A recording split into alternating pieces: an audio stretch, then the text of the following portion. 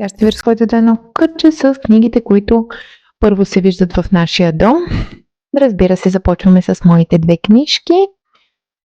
След това минаваме към заветите на историята и разбира се Хитлер, защото защо не?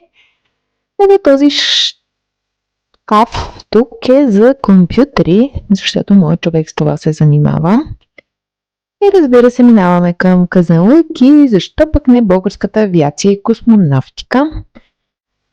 Как няма да се спрем до комунизма и Вапцаров, който комунистите малко са изпържили.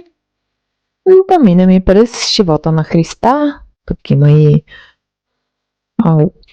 свещни. Като разбира се минем през Хитлер, през мен. Стигаме до 500 бири и 51 приказни български кътчета. Ами да, бирите и България вървят ръка за ръка. Да, това хубаво пространство го виждаме първо, когато влезем в нашия дом.